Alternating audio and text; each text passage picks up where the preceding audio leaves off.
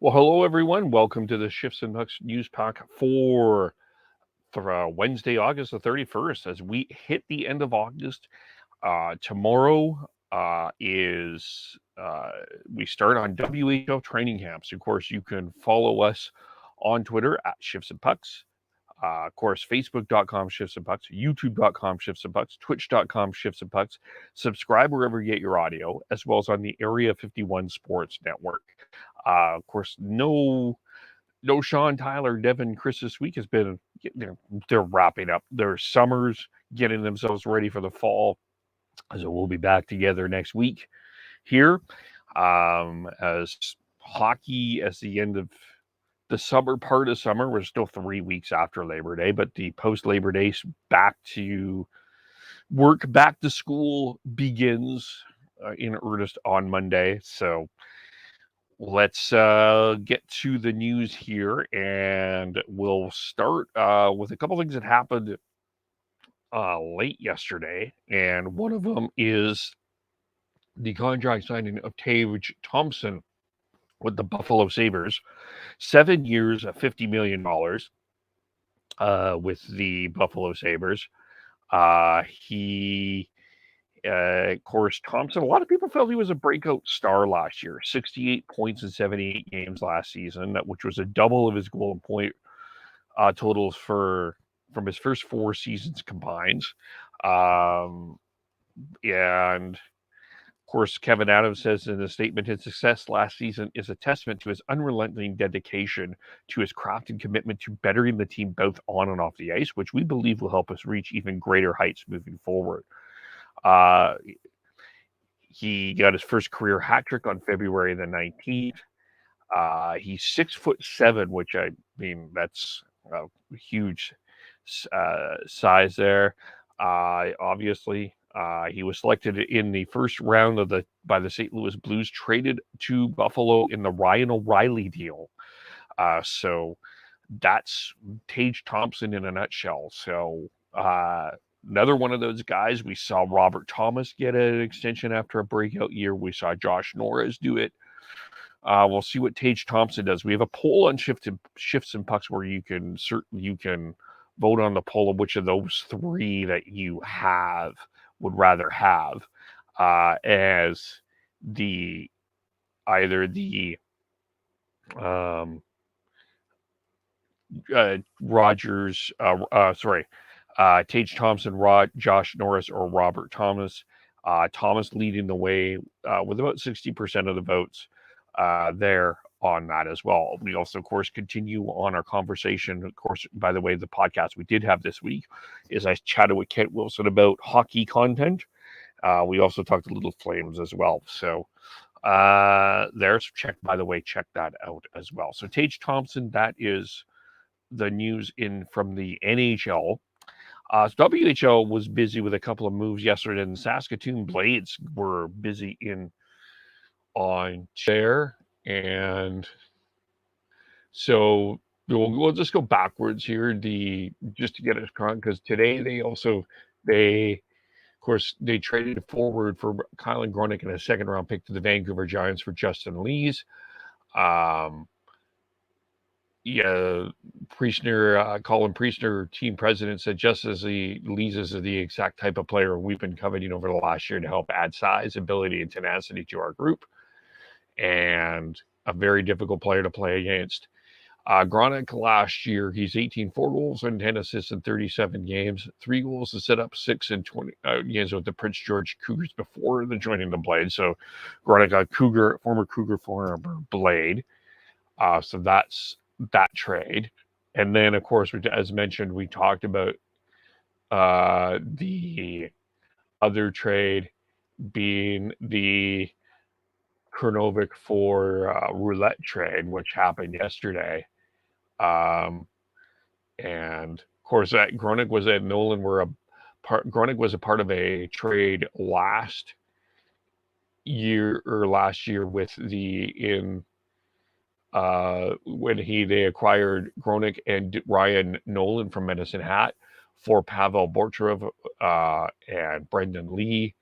And then the Cougars went to the Medicine Hat Tigers, And then the Cougars received Caden Glover, Carlin Desnade, a second-round pick in 2023, a third-round pick in 2023, second-round pick from Medicine Hat, third round from Saskatoon, and then a seventh round from Saskatoon as well. So that was part of the trade last December that happened there as well. So Gronick moved around a little bit, and then in the other move, of course, the Blades acquired Connor Roulette in exchange for Kyle Kurnovic.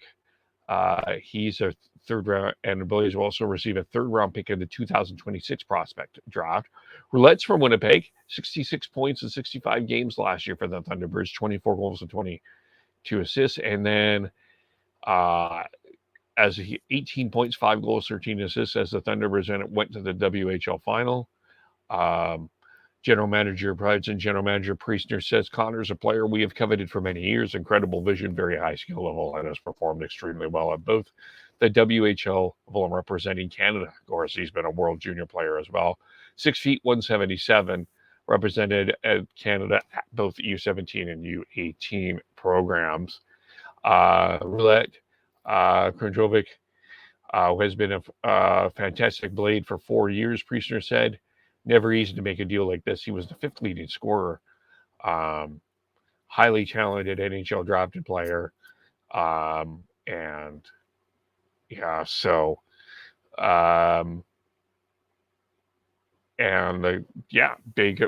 big move for a couple of big moves there in the WHL, specifically with the Saskatoon Blades. They've done, of course, last year they made the move Trevor Wong for Colton Dock with Blades and the Rockets as well. So kind of used to sort of this for these kind of things. It's not unusual for the Blades to make that move there as well.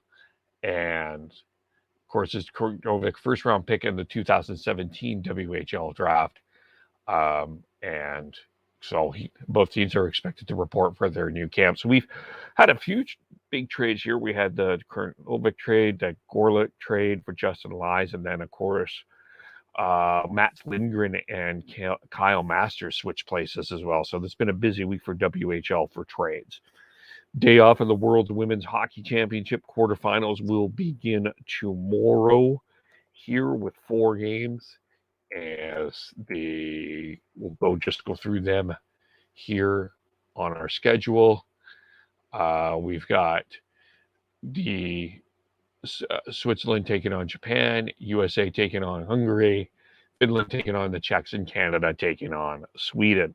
But Hockey Canada, there's been and Justin Trudeau spoke out last couple of days about Hockey Canada again as they threw as Hockey Canada continues to throw their support behind board chair Scott Smith after calls of resignations. Sheldon Kennedy again today repeated a call for resignation for that. Asked in the media. Continues. He said today, for the betterment of the game and kids, the leadership group at Hockey Canada must resign as they have lost the trust of Canadians in their ability to lead. That is crystal clear. Board chair Andrea Skinner, interim board chair Andrea Skinner, announced that the organization is continuing to back Scott Smith in a statement yesterday, which is more of where this is coming from. And as well, Justin Trudeau spoke out today saying that the Canadians have lost faith in Hockey Canada. He says it's fairly clear that both the government and Canadians in general have lost confidence in the leadership at Hockey Canada. The longer it takes for Hockey Canada to realize that, the more difficulties they're going to face. Of course, during the summer here, we had the conversation, the Hockey Canada meeting with the Standing Heritage Committee, and all of the members of all 4 parties called for resignations. So there continues to be that pressure, but Hockey Canada continues to stand strong. So we continue to face this as we head into training camps and into the new hockey season. We've had, of course, sponsors step away, pull their funding away from Hockey Canada. We've had questions from minor hockey associations about hockey and asking questions about Hockey Canada as well. We did an interview with Ian Kennedy earlier this summer on Hockey Canada as well. You can check that out on all of our platforms. So that completes the news for today. Of course, you can follow us all individually on Twitter. Sean Beardy Canuck 03, Tyler TNOBLE, Devin Gordhouse 09, Christian Steins SCHNAIDZ. I am KVOLE, Shits and Pucks, Facebook, YouTube, Twitter, Twitch. Subscribe wherever you get your audio, as well as on the Area 51 Sports Network. Thanks everyone for watching and listening, and we'll talk to you all very soon. Bye for now.